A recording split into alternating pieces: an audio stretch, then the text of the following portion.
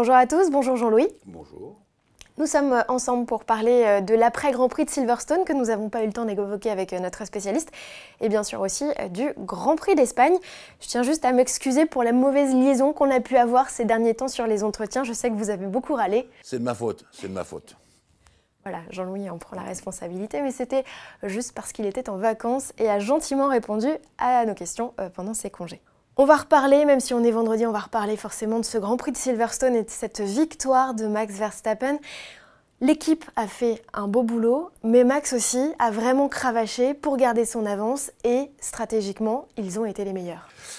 Stratégiquement les meilleurs, c'est vrai. Moi, ce qui me plaît chez Max, c'est qu'il change avec le temps et comme tous les types intelligents, finalement, il se bonifie.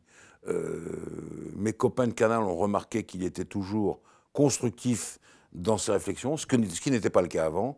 Je l'ai trouvé plutôt sympathique dans tout ce qu'il dit. On voit le garçon décontracté, sûr de son fait et de son talent, avec une équipe bien qui a réfléchi, tout simplement, en analysant cette histoire de pneus, avec la réduction de la dureté. Et je trouve que c'est tout à fait bien, surtout sur un circuit où il faut de l'appui, c'est vrai, mais il faut aussi de la puissance.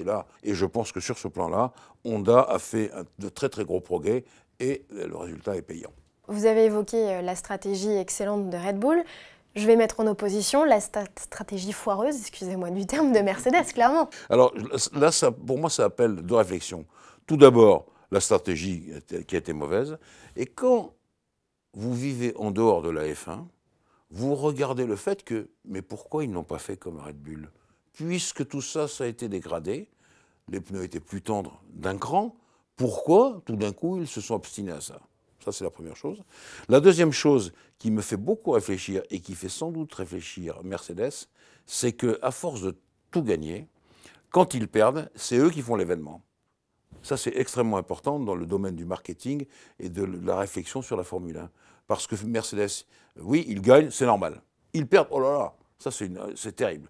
Et je pense que ça doit faire réfléchir Mercedes sur le fait qu'il va falloir reconsidérer l'engagement complet de l'équipe en Formule 1, d'autant que Toto Wolff sait très bien qu'avec les années qui vont venir, les nouveaux règlements de la FIA, il va falloir réduire les budgets, et ça, chez Mercedes, ça, on ne peut pas l'imaginer, parce qu'on a toujours gagné avec ce qu'il fallait comme budget. Ça va être plus compliqué. Charles Leclerc est au pied du podium à Silverstone. Pour Ferrari, finalement, c'est pas si mal. Bien oui, on parle toujours, vous et moi, de miracle. C'est pas si mal. Ce que je vois là-dedans aussi, deux choses. Je vois que malgré les difficultés, et il y a de profondes difficultés chez Ferrari, eh bien Charles Leclerc, il montre que même s'il ne gagne pas, il tient le coup. Il tient le coup vraiment. Et à chaque fois, il se débrouille avec une bonne stratégie, à suivre les conseils, à donner son avis, puisque vous savez que c'est lui qui a dit non, on fera qu'un arrêt. Et ça, c'est important. Déjà, chez Alfa Romeo, de temps en temps, il ne montrait pas les dents, mais il disait non, non, je vais encore faire un essai comme ça. Et ça, c'est important. Je pense que ça, c'est top. Et puis, bon, Vettel, on sait très bien que le châssis, ben voilà, on le change. La première chose. Deuxièmement, Vettel, il a besoin d'une voiture très appuyée à l'arrière, comme Raikkonen. C'est le même cas, et que la voiture telle qu'elle est, avec l'appui, les ailerons un peu légers quand même, parce qu'il n'y a pas assez de puissance dans le moteur, eh bien ça le perturbe considérablement, et ça fait la différence avec Charles. Je pense que le problème de Vettel, il est là. On va faire un rapide point sur l'affaire Racing Point, parce que j'ai besoin de vos éclairages, et je pense que tout le monde a besoin de vos éclairages. Jean-Louis, je ne comprends plus rien. Qui est contre l'écurie, qui ne l'est plus, puisqu'en fait, ils ont eu une pénalité, mais ça ne convient pas à tout le monde. Non, ça ne convient pas à la pénalité, parce que s'ils sont en faute, il faut les éliminer, ou retirer tous les points, ou dire vous repartez avec de nouvelles écopes de frein, puisque tout le problème est venu de là. Mais il y a quand même les lois en Formule 1, vous savez, les lois de clan. Et par exemple, Williams, qui avait porté réclamation sur cette décision de la FIA en disant c'est pas normal, il faut être plus sévère, finalement, Mercedes lui a dit à Williams, vous êtes gentil, on vous équipe moteur et boîte, vous allez faire comme nous, ne rien dire. Et donc, hop, Williams a retiré sa plainte. Donc tout ça est un peu technique et surtout très politique. Et donc on va voir ce qui va venir de ça, mais ça pose un problème à la FIA qui a fait une espèce de jugement de Salomon sur cette affaire. Et il va falloir qu'ils se décident à dire vraiment quelque chose, ou taper du poing sur la table et dire à Red Bull, Renault, vous nous cassez les pieds, ou bien essayer d'amortir le choc et de dire à Racing Point, il faut changer votre fusil d'épaule. Mais ça peut retirer une écurie de la circulation. en attendant Aston Martin. Donc ça joue aussi. Donc c'est un problème extrêmement complexe. C'est la raison pour laquelle je ne vous réponds pas. Et ben voilà, c'est fait. Allez, on embraye, on va parler du Grand Prix d'Espagne parce que c'est en ce moment que se jouent les premiers essais.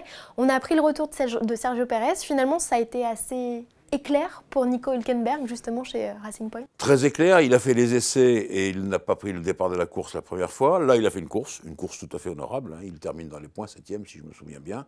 Il était content, il a montré ce qu'il pouvait faire. Il a montré qu'il était aussi le premier remplaçant possible pour n'importe quelle équipe. Et ça, c'est intéressant pour lui, même s'il doit courir aussi en GT, des choses comme ça. On voit qu'il a tenu le coup en F1, avec une voiture qui a complètement loupé son Silverstone, le deuxième Silverstone, alors qu'elle aurait pu être deuxième tout de suite derrière les deux Mercedes. Ça n'a pas été le cas. Ça veut dire que Verstappen avait mis aussi la barre très haut, ne l'oublions pas. Donc, bon, je pense que Hülkenberg, c'est tout bénéfice pour lui. Voilà, il a montré qu'il était toujours là. Alors racontez-nous un petit peu, Jean-Louis, ce circuit de Montmelo en Espagne. C'est un tracé que tout le monde connaît finalement, mais qui n'a plus de secret pour personne. On le dit chaque année, mais c'est vrai. Il n'y a plus de secret pour personne. Alors je vais vous donner tout de suite les réglages. Hein. C'est simple, il faut beaucoup d'appui. Malgré la longue ligne droite, il faut beaucoup d'appui, parce que tout l'arrière du circuit est en montée et en descente, ça c'est une chose, mais surtout en grande courbe. Et peu d'appui dans les grandes courbes, ça c'est des situations qui sont assez peu intéressantes. Donc il y a beaucoup d'appui, et malheureusement, je dirais pour comment dirais-je, le résultat de la course, c'est tellement le jardin des équipes. Vous vous rappelez des essais de février? On y est là. C'est tellement le jardin des équipes qu'on va voir comment ça va se passer. Il y a quand même une histoire qui peut apporter un peu de piquant, c'est la chaleur, sait-on jamais. Et donc, avec les pneus qui chauffent, on est revenu au problème de Mercedes, vous savez, où c'était leur souci des années passées, et qui s'est fait clairement, qui a clairement apparu à nouveau à Silverstone, deuxième épisode. Et donc, on va voir ce que ça peut donner. Et puis, je pense que Red Bull est sur une bonne trajectoire, parce que la tenue de route, il en faut, et la Red Bull, c'est probablement la meilleure là-dedans dans ce domaine.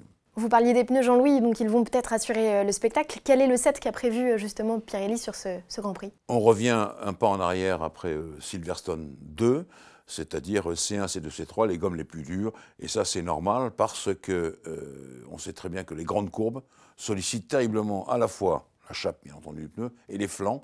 Et pour éviter les surchauffes, il vaut mieux quand même avoir ces gommes les plus dures possibles pour la course.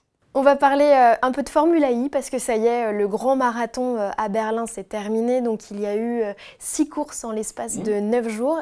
Et au final, c'est Antonio Félix da Costa qui remporte la mise. Oui, alors absolument. Alors da Costa, j'avais interviewé Xavier Mestel-Lampinon, qui est le patron de l'équipe, l'ingénieur en chef, on va dire ça comme ça. Et j'étais un peu surpris qu'il le choisisse. Et il m'avait dit non, tu te trompes. Tu vas voir, il a fait des très bons résultats. On a bien analysé tout ce qu'il avait fait. La saison passée, naturellement. Je pense que ça peut être un très bon équipier pour Gève, pour Jean-Éric Vergne, et tellement bon que c'est lui qui est champion. Et vous vous souvenez, on en avait parlé, vous et moi. Vous avez dit, attention, Vergne, ça va être difficile parce que son meilleur rival, c'est le plus dur aussi, c'est son équipier. Et c'était ça. Et bon, déjà, je suis content pour Da Costa, qui est un bon mec, on va dire ça comme ça. Et puis, bon, un peu déçu pour Gève aussi. Mais surtout, je pense que DS, vraiment, avec l'équipe Techeetah, ça marche.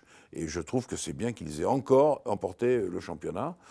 Ceci posé, on a vu à la dernière course que Mercedes avait quand même montré le bout de l'oreille.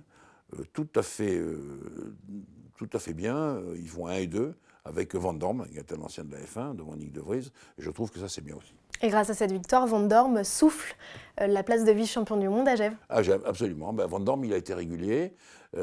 Mercedes, vous savez, ils étaient arrivés, je veux dire, façon laboratoire, hein, Raslem, et ils se sont bien débrouillés, ils ont appris. Je pense que ce qui est un peu décevant, c'est toutes les autres marques, y compris Porsche. Mais je vois que Venturi, ça n'a pas marché, je vois que Jaguar non plus, et que vraiment, on est arrivé dans un domaine critique de la formule électrique, en ce sens que maintenant, il faut vraiment faire des progrès pour essayer de tenir le haut du panier, comme on dit, et je crois qu'ils sont bien partis pour le faire l'année prochaine encore. Et donc saison 7 à partir du 16 janvier au Chili.